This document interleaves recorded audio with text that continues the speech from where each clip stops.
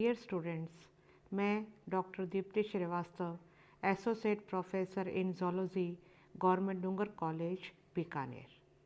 पिछले लेक्चर में मैंने आप लोगों को रैबिट के स्किन के बारे में बताया था। उसी के कंटिन्यूएशन में मैं आज आप लोगों को त्वचा में उपस्थित ग्रंथियों, त्वचा के कार्य तथा रोम के परिवर्धन या डेवलपमेंट ऑफ हेयर के बारे में बताऊंगी। सबसे पहले एपिडर्मल ग्लैंड्स। त्वचा में कई ग्रंथियां उपस्थित होती हैं। ये उत्पत्ति में एपिडर्मल ओरिजिन की होती हैं, यानी एपिडर्मिस से बनी होती हैं। ये डर्मिस में प्रेजेंट होती हैं, लेकिन इनकी उत्पत्ति एपिडर्मिस से होती है, इसलिए इन ग्रंथियों को एपिडर्मल ग्लैंड्स कहा जाता है। दे आर मल्टी सेलुलर, ये बहुकोशिकीय होती हैं। फर्स्ट टाइप की ग्लैंड्स हैं सेबेशियस ग्लैंड्स या तेल ग्रंथियाँ। These are flask shaped alveolar glands. They are formed as epithelial outgrowths of the upper parts or necks of hair follicles into which they open. Their oily secretion called sebum keeps the hairs and skin soft, supple, greasy and waterproof. It makes the surface of skin acidic as it contains lactic acid and other fatty acids. This acidic surface creates a hostile environment and prevents the growth of various microbes trying to enter through it. ये ग्रंथियाँ flask shaped और alveolar ग्रंथियाँ होती हैं। ये मेलपीगी स्तर कोशिकाओं की बनी होती हैं। ये रोम फॉलिकल्स के अगले सिरे पर एक और स्थित होती हैं। ये ग्रंथियाँ शाखित नलिकाकार ग्रंथियाँ होती हैं। इन ग्रंथियों का स्राव हेयर फॉलिकल्स की कैविटी में स्रवित होता है। ये ग्रंथियाँ तेल के समान स्राव स्रवित करती हैं, जिसे सीबम कहते हैं। ये हेयर को और स्किन को चिकना और जलरोधी बनाता है।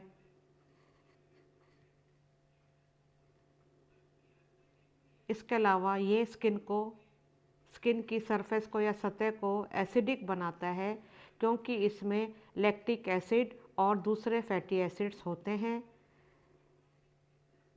एसिडिक सरफेस होने के कारण ये कई जीवाणुओं के वृद्धि को रोकते हैं, जो कि त्वचा के अंदर जिसके कारण से ये त्वचा के अंदर प्रवेश नहीं कर पाते।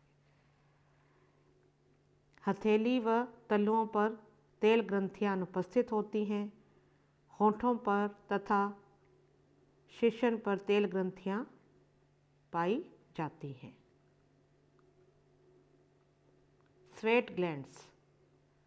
Each sweat gland is a much coiled tube which lies deep in the dermis, surrounded by a network of blood capillaries.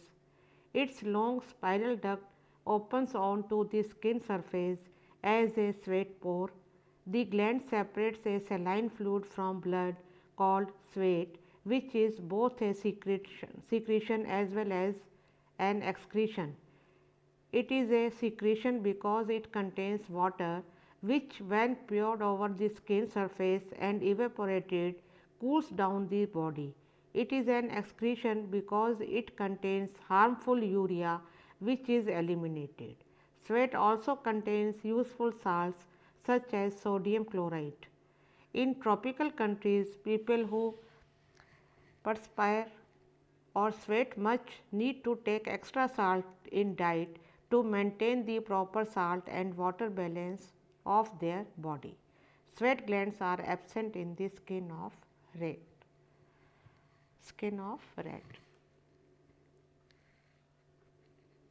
Rabbit में त्वचा में स्वेद या स्वेट ग्रंथियां पाई जाती हैं। ये चर्म या डर्मिस में गहराई तक पाई जाती हैं। ये मैलपीगी स्तर से बनती हैं। ये ग्रंथियां नलाकार व कुंडलित होती हैं। इनका कुंडलित भाग ग्रंथित होता है और रुधिर केशिकाओं के जाल से घिरा रहता है। कुंडलित भाग स्वेट बनाता है। इसमें पानी व लवण रहते हैं। कुंडलित भाग से एक नली निकलती है जो त्वचा की सतह पर खुलती है। स्वेट स्रवण और एक्सक्रीशन दोनों का काम करता है। स्रवण का काम इसलिए क्योंकि इसमें पानी होता है जो कि त्वचा की सतह पर आता है और इवेपोरेटेड होने के कारण बॉडी को ठंडा करता है। साथ ही ये एक्सक्रीशन का कार्य भी करता है क्योंकि इसके द्वारा हार्मफुल यूरिया शरीर से बाहर एलिमिनेटेड या बाहर निकलते हैं। स्वेट में कई यूज़फुल साल्ट्स भी होते हैं जैसे कि सोडियम क्लोराइड के साल्ट्स। ट्रॉपिकल कंट्रीज़ में जहाँ पर लोगों में अधिक स्वेट या पसीना निकलता है उन्हें अपनी डाइट में एक्स्ट्रा साल्ट लेने की ज़रूरत पड़ती है क्योंकि सोडियम क्लोराइड स्वेट के साथ शरीर से बाहर निकल जाता है। तो इस तरह से शरीर में प्रॉपर साल्ट की मात्रा को तथा वाटर बैलेंस करने के लिए ऐसे लोगों को अधिक साल्ट लेने की आवश्यकता होती है। रैट की स्किन में स्वेट ग्लैंड्स अनुपस्थित होती हैं। नेक्स्ट ग्लैंड है mammary glands. These are modified sebaceous glands that produce milk.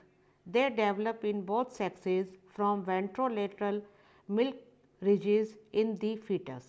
They are much branched tubular glands with their ducts opening on small projections of the skin surface called nipples or teats. As already described, there are 4 to 5 pairs of nipples in the female rabbit. Mammary glands remain undeveloped and functionless in the male mammals, but they become well developed and produce milk only in sexually mature females, particularly when nursing young ones. स्तन ग्रंथियां या mammary glands. स्तन ग्रंथियों का पाया जाना स्तनधारियों का प्रमुख लक्षण है। ये नर व मादा दोनों में पाई जाती हैं, पर मादा में ये क्रियाशील होती हैं व दूध बनाती हैं जो कि पोषण का कार्य करता है। ये शाखित नलिकाकार ग्रंथियां हैं जो स्वेट ग्लैंड्स के रूपांतरण से बनती हैं। इन ग्रंथियों की नलिकाएं अलग अलग न खुलकर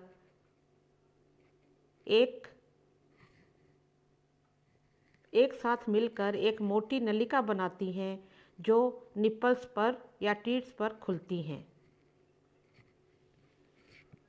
खरगोश में निपल्स पर कई छिद्र होते हैं।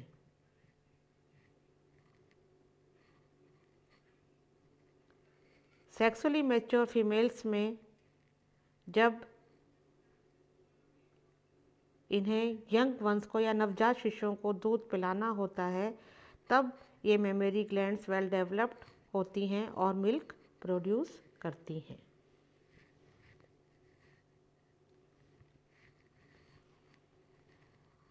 Other glands. In addition to the above described glands, the mammalian skins may also contain the following types. First, lacrimal glands. Associated with the eyes, they secrete tears which keep the eyes and eyelids clean and moist. Second, meibomian glands. Opening into the follicles of eyelashes, their oily secretion lubricates and keep them soft and flexible. Third, scent glands. These vary greatly in location and function in different mammals. Their secretions serve to attract members of opposite sexes or for protection against enemies. Wax glands. These are found in the auditory canals. Their fatty secretion called earwax or cerumen lubricates and protects the tympanic membranes. Sweat glands और sebaceous glands, mammary glands, इनके अलावा mammals में कुछ और प्रकार की ग्रंथियां भी पाई जाती हैं, जैसे कि lacrimal glands.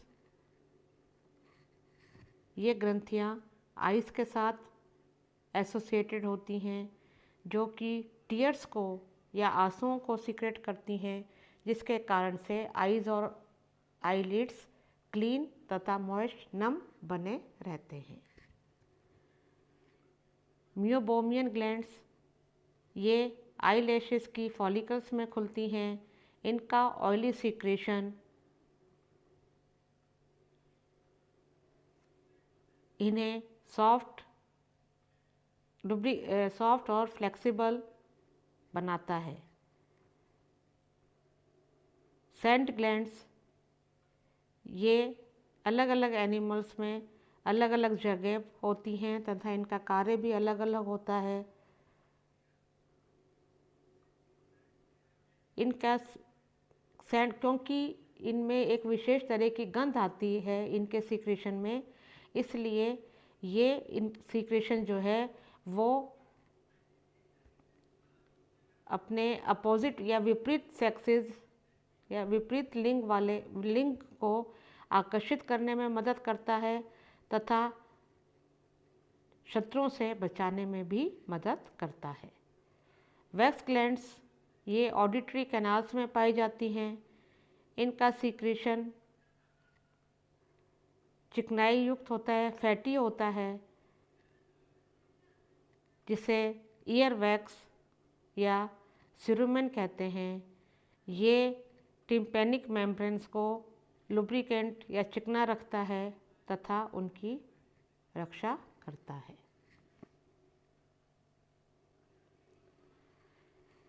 Uses of skin. Skin के क्या कार्य हैं या उनके क्या, जो स्किन है उसका क्या उपयोग है। Skin serves A variety of functions in mammals. First, shape.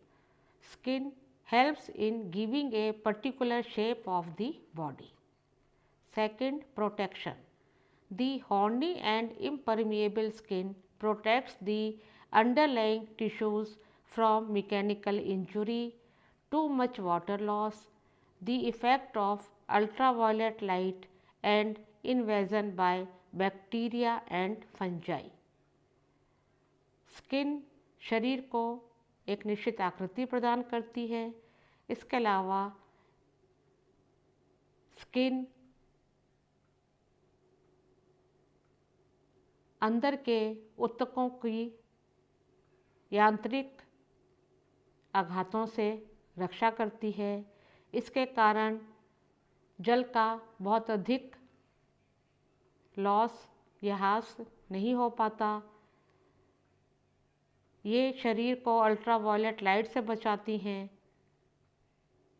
Skin के कारण बैक्टीरिया और फंजाई शरीर के अंदर प्रवेश नहीं कर पाते। Defence. The skin derivative such as claws, nails, hooves, horns etcetera serve as tools और weapons. Protective colouration provide camouflage. Skin derivatives जैसे कि क्लॉज हैं, नेल्स, उनके हूव्स, सींग, हॉर्न्स या सींग, ये टूल्स की भांति भी काम करते हैं, जैसे कि खोदने का ज़मीन को खोदने का काम तथा ये वेपन्स या हथियारों का काम भी करते हैं, जिससे कि ये अपने शत्रुओं से अपनी रक्षा करते हैं और उन पर आक्रमण भी कर सकते हैं। तो ऑफेंस और डिफेंस दोनों के काम में ये मदद करते हैं। इसके अलावा त्वचा में विभिन्न प्रकार के कलर होने के कारण ये उन्हें शत्रुओं से भी बचाते हैं। होम्योथर्मी, it helps in the maintenance of a fairly constant body temperature irrespective of the environment. इसके अलावा स्किन बॉडी टेम्परेचर को रेगुलेट करने में या स्थायी बनाने में भी मदद करता है। Sensation, the sense organs of skin detect touch, pain and changes in temperature, moisture and pressure. Vitamin D synthesis, vitamin D can be synthesized in the skin of mammals through the effect of ultraviolet light. Sexual function, integumentary modification lead to sexual dimorphism. Special cutaneous glands attract the opposite sex and help in sexual selection.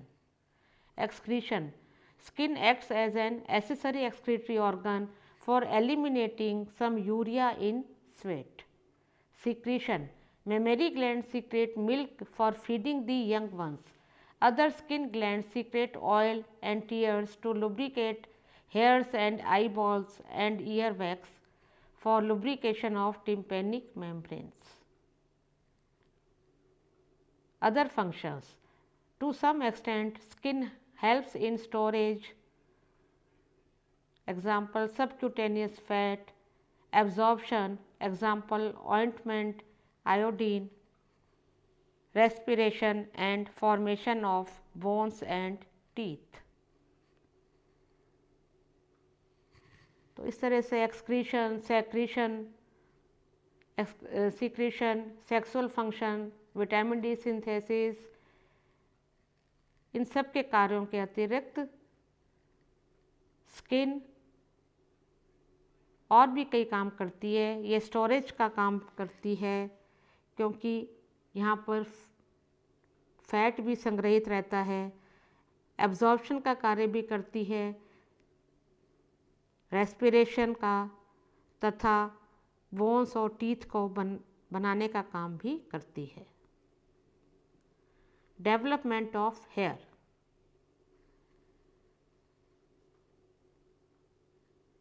रोम का परिवर्धन कई चरणों में पूरा होता है। सबसे पहले follicle forms in stratum germinativum of epidermis. First of all, hair bud is developed, which converted into hair bulb. Hair bulb forms hair. Mesenchyme forms hair papilla. Germinal matrix cells become keratinized to form hair shaft. Hairs are specialized, elongated, thread-like cylindrical outgrowths of the epidermis. A hair lies within a pit in the skin called hair follicle. It is a tubular downgrowth or invagination of the Malpighian layer reaching deep into the dermis, supported by the surrounding fibers. The base of the follicle is dilated and invaginated to form the hair papilla. Blood capillaries and nerves from dermis pass into the papilla and nourish the adjacent epithelial cells, which proliferate rapidly, forming a bulb. From the bulb arises a cylindrical shaft or cornified cells, the base or root of the hair. Constant addition of cells causes the hair base to extend through the follicle and pierce through the skin as a column of cells. As the hair cells quickly become horny and die, only the base of the hair is living. while above the skin surface it is a dead structure. The hair is prevented from being brittle by the oily secretion of a sebaceous gland opening into the follicle. Associated with each follicle is also a small smooth muscle, the rector pili, which erects the hair.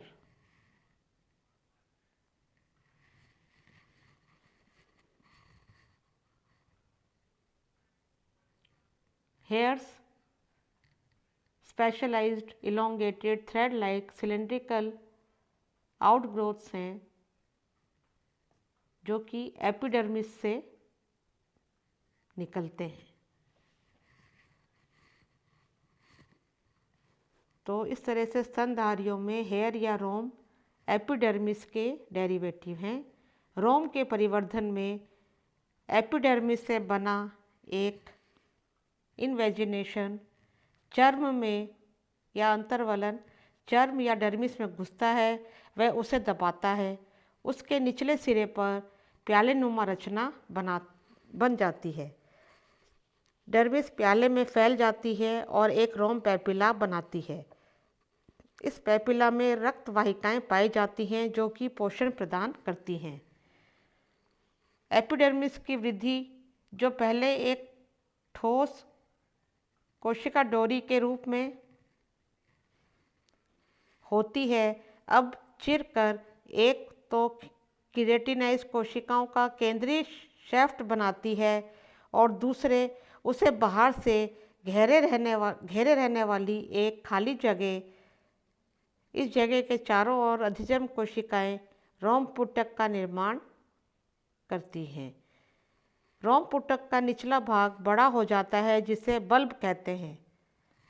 रोम पुटक की एक ओर की कोशिकाएं पार्श्व मुकुल के रूप में रचना बनाती हैं जिसे तेल ग्रंथि कहते हैं। जड़ में नई केराटिन कोशिकाओं के जुड़ते जाने रहने से रोम शाफ्ट लंबाई में वृद्धि करता है व अधिजन्म कोशिकाओं को भेद कर त्वचा से बाहर निकल जाता है। इस प्रकार रोम का परिवर्धन होता है।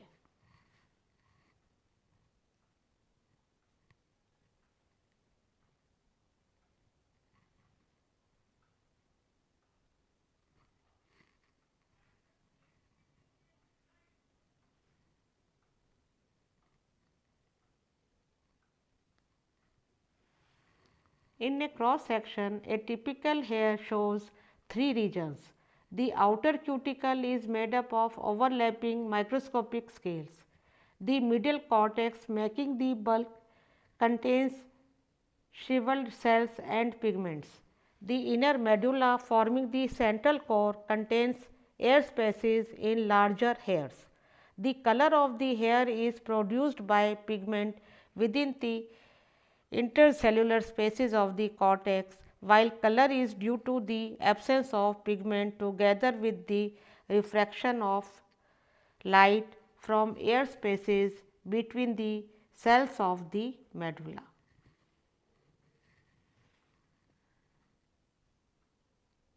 तो एक अगर हम हेयर की स्ट्रक्चर देखें तो हेयर का सेंटर का जो पोर्शन है वो मेड्यूला कहलाता है और उसके बाहर कॉर्टेक्स।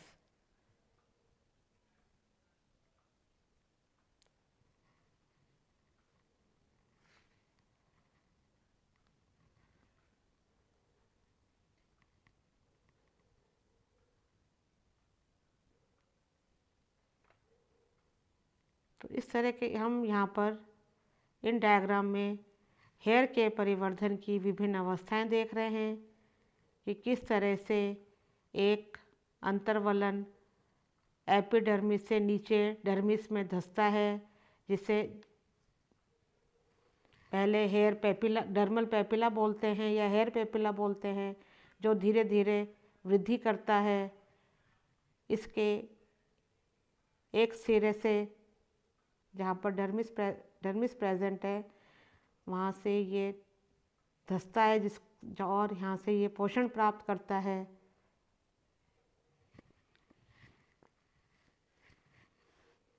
और धीरे धीरे जब ये बढ़ता जाता है तो इसका जो हेयर शाफ्ट है वो एपिडर्मिस से बाहर निकलता है।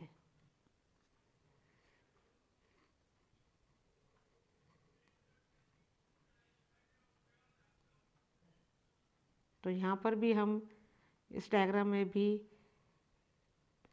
हेयर फॉलिकल की ग्रोथ देख रहे हैं।